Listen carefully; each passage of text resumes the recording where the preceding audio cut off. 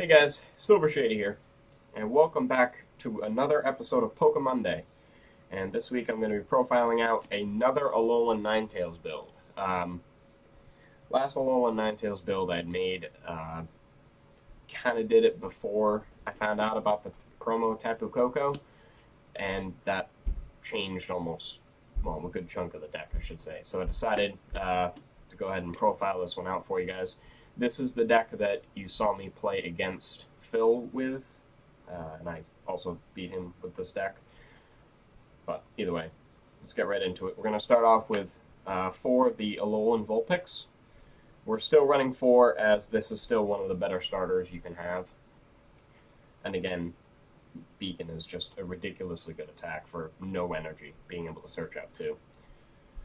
So, still have 4 line of that. We also play 3 copies of Alolan Ninetales GX. And yes, 3 different arts. Enjoy.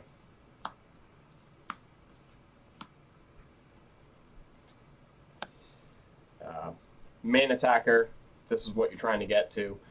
Main attack you're probably going to be using most of the time is actually going to be Ice Blade, dealing a 50 damage snipe to anything on the board. So, just kind of cool and helpful there. And to kind of help us set up for knockouts, we play 3 copies of the new promo Tapu Koko. Now, this is the card that I myself wasn't 100% sure and sold on until I played it. But Flying Flip for a double colorless energy, it's naturally 110 HP, basic lightning type, but its attack with the DCE does 20 damage to every single one of your opponent's Pokemon. You don't apply weakness or resistance for benched. Just an insanely good attack. If your opponent is fully loaded, you're essentially dropping 120 damage on the board. So, and being able to have that spread out between anything you want, and then after you get 2 or 3 of those up, Alolan Ninetales comes in and finishes everything off before they have a chance to kill it. It should also be noted it does have free retreat cost, which does play a very crucial role in this deck, but as that actually really does help. We're still playing 1 copy of Glaceon EX, as it still makes any evolution matchup, which is 90% of the meta right now, just a hell of a lot easier. So, and then we still play 1 copy of Manaphy, although in all honesty, this is probably, I personally would probably actually cut this for a 2nd copy of Glaceon if I had it. So, if you guys are looking to build this deck, I would definitely run Glaceon as 2 and just skip the Manaphy altogether, because Ninetales having a 1-star retreat cost, Tapu Koko has free retreat. The only thing that has a hefty retreat cost is Glaceon having 2, but big whoop. And moving on to our actual support Pokemon, we play 2 copies of Tapu Lele GX and 1 copy of Shaman for draw power. So, still a pretty standard line, at least until September. Onto our supporters, we play 3 copies of Professor Sycamore. We play 3 copies of N, 2 copies of Lysander, and then our one-ofs, we have 1 Lily, 1 Kukui, 1 Teammates, and 1 Team Flare Grunt.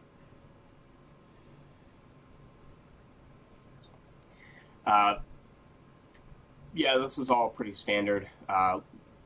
Lysander I had bumped up to 2 in this list, as your ideal goal is to Lysander up something that has a hefty retreat cost, and just have it wall while you spread damage everywhere else. The Flare Grunt kind of helps out, especially once you Lysander out their hefty retreat cost Pokemon. If they don't have any float stones or switch options, they're going to start trying to attach energy to that. Flare Grunt helps slow them down a little bit with that, so just kind of cool little gimmick you can try on that. It's been working out fairly well for me, at least. Our stadium of choice, we're still playing 3 copies of Rough Seas.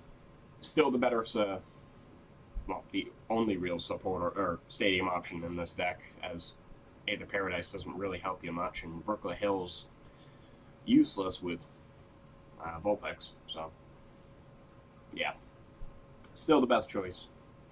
Onto our actual items, we play 4 copies of Ultra Ball, 4 copies of Aqua Patch, 2 copies of Field Blower,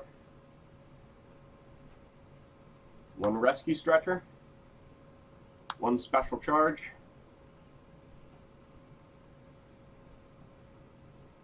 4 VS Seeker, 1 Switch, and 1 Escape Rope.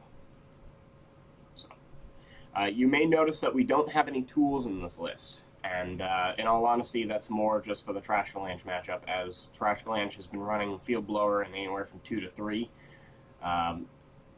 Yeah, and aside from that, tools really don't help this deck out much. You could run Fighting Fury Belt, but that's only going to help out your Koko and your Glaceon EX, really, and I suppose Tapu and Shaman. Your main attacker gains no benefit from it. Choice Band's kind of useless because you're mostly sniping everything anyway. So you can run tools in this. I chose not to. I couldn't find any real good tools that would help almost all of my attackers. So, lastly, we round it out with our energy count. We play 4 copies of Double Colorless Energy and 8 basic water.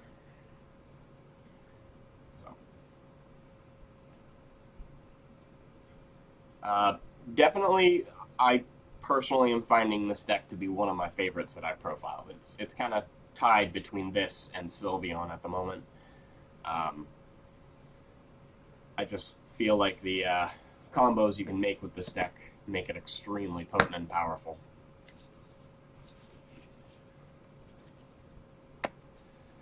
One other thing, the Rescue Stretcher, you can make the argument to replace that. That's not really a necessary play. In fact, actually, I don't really play it all that much. When I do play it, when I do see it in my hand, I usually don't even need it.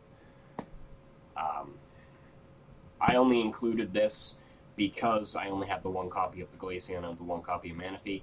So if you were to cut the Manaphy in favor of another Glaceon, you could probably actually cut this as well in favor of something more useful to you.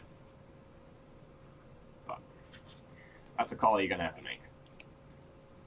Here's your code card for the week.